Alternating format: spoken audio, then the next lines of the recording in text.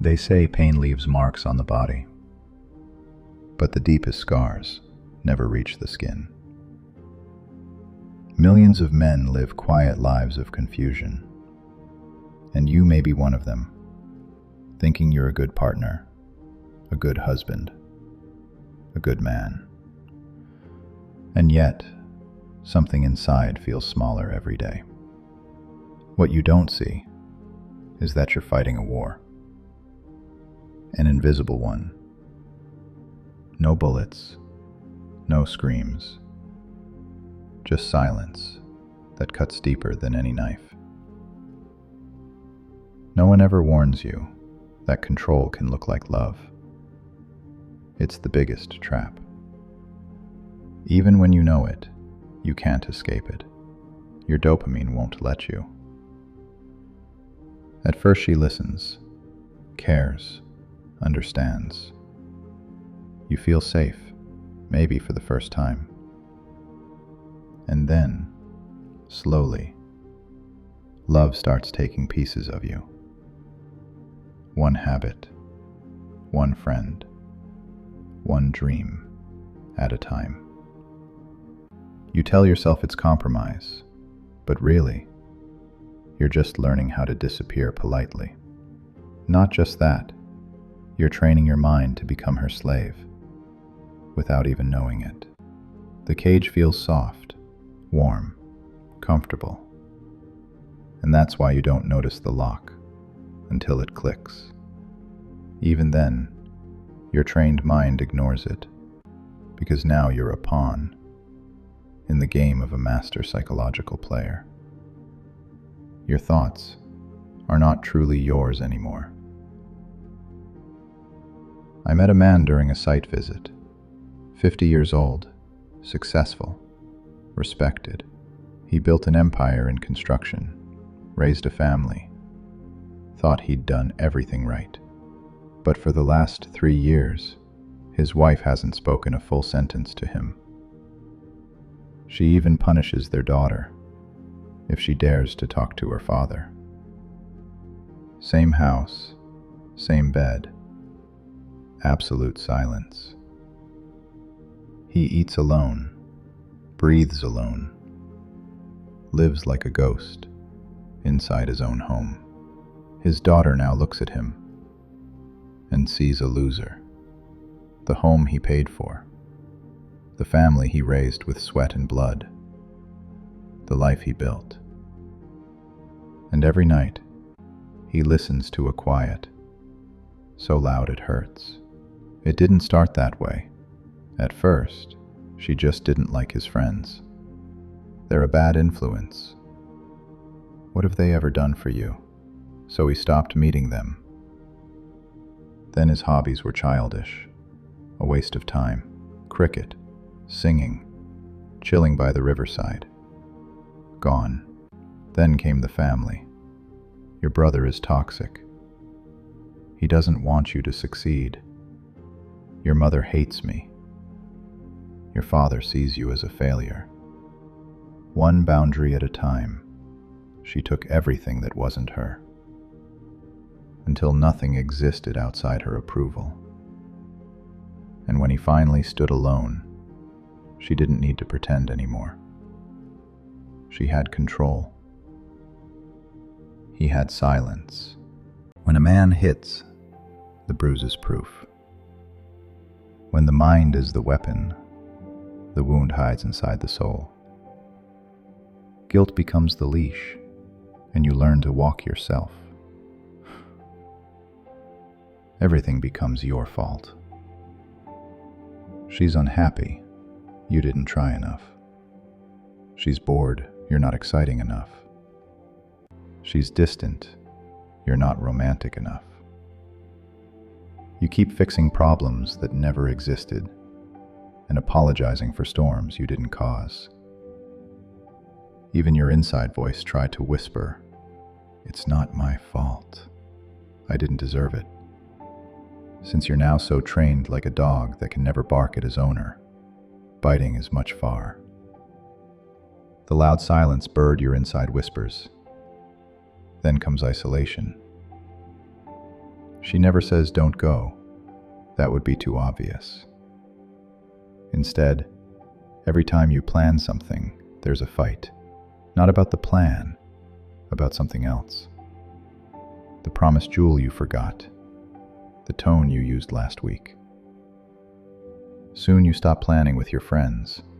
Friends stop calling. Then comes the family. Since you already been separated from your family and living in another city near to her parental city, you think it's over and finally peace, at least from family, but no. Every time your mother wants to see her grandchildren, again there's an egg burst under your feet, on which you were cautiously walking, not because your mother called and asked a video call with grandson, no, just because you forgot to lock bathroom last month. Soon your family stop calling you over a phone. You rarely visit them. You even didn't remember when last time you had a tea with your father. And your world becomes the size of her approval.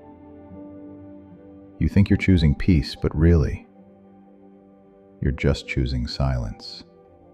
Have you ever felt someone slowly rewrite your memories? They question your words, your tone, even your mind. That slow erosion of certainty, that's not confusion. It's control. She'll smile while telling you that what you remember never happened. She'll twist the story until you apologize for her cruelty. At first you argue, then you explain, and finally, you surrender. One day you realize you no longer trust your own eyes. That's when she wins. Because the moment you doubt yourself, your reality belongs to her.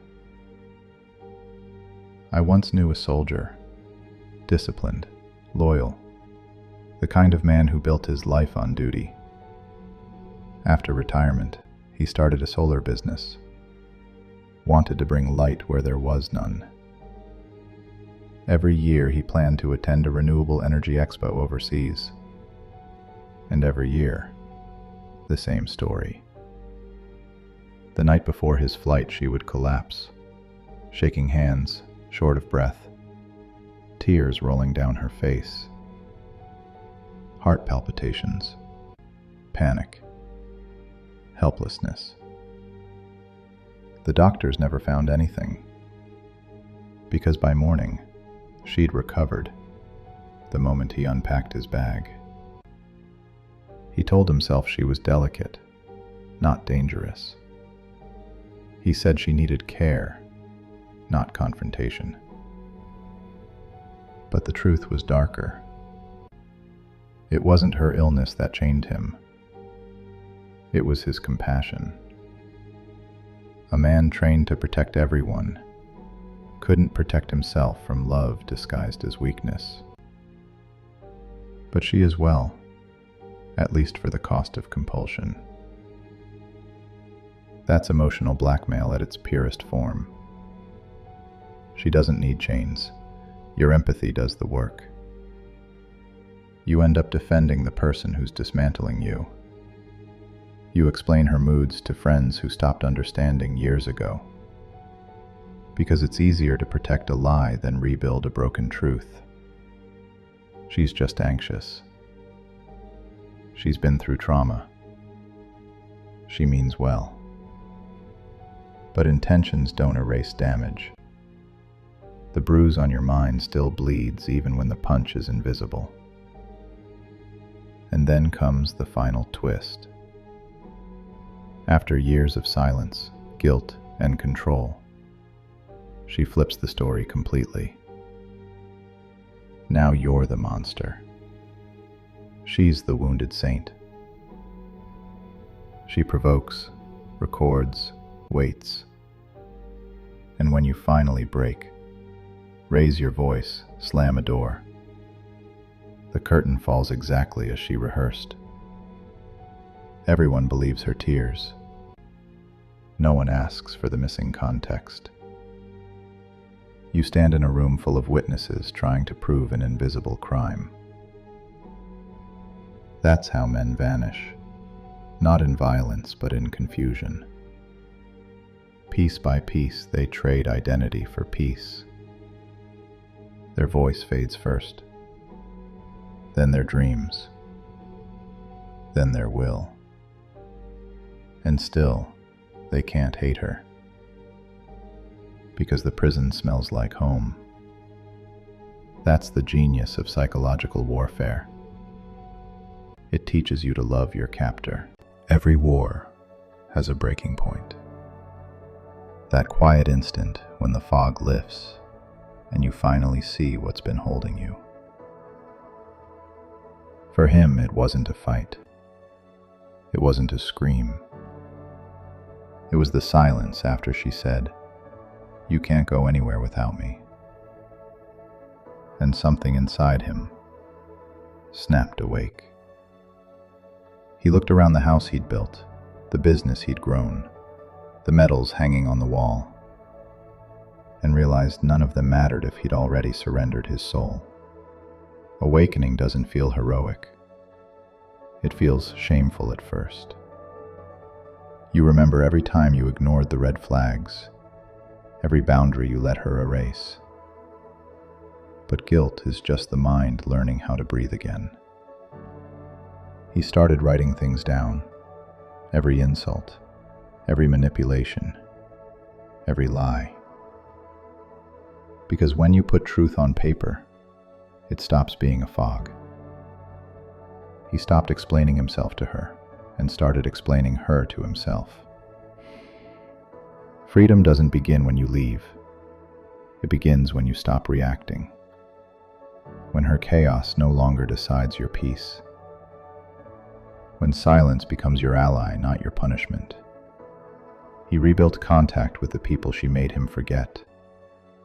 Old brothers in arms. A few clients who still respected him. He didn't tell them everything. He didn't have to. They just listened. And in that listening, he began to exist again. The hardest part wasn't walking away. It was staying gone. Because abusers always promise change. They send old photos, familiar songs, "I miss you" messages.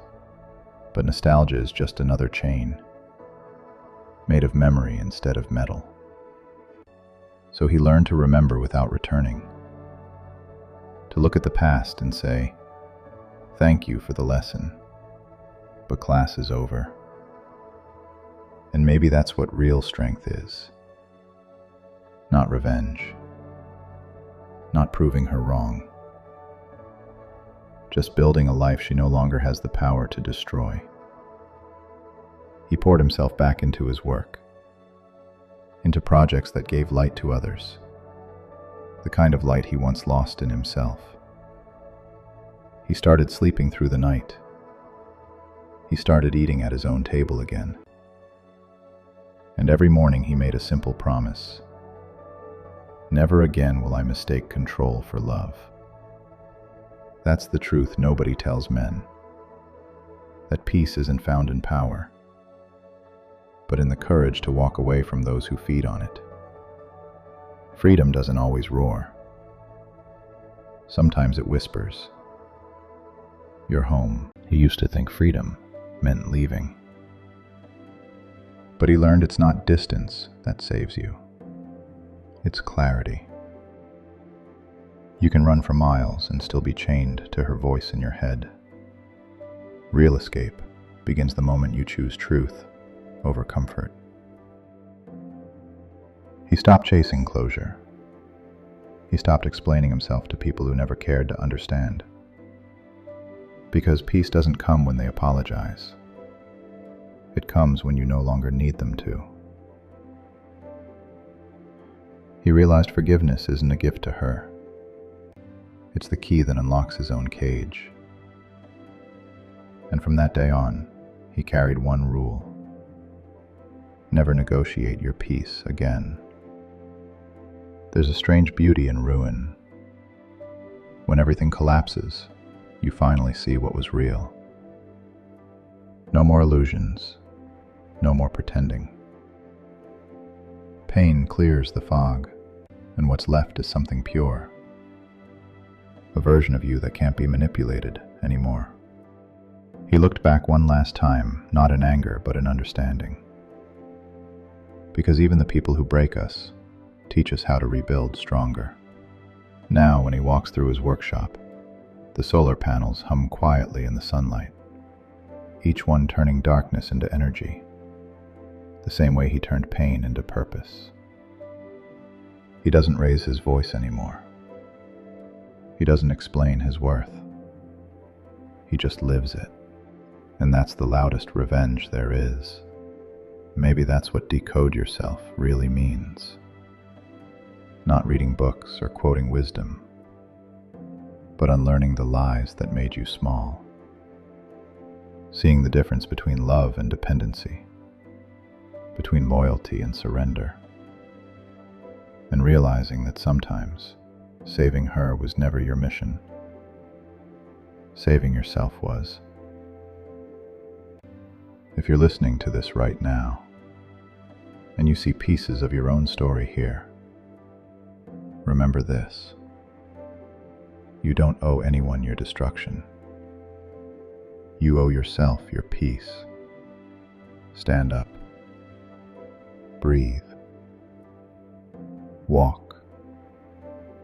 You're not broken. You're finally awake, and the world is waiting for the man you were always meant to be.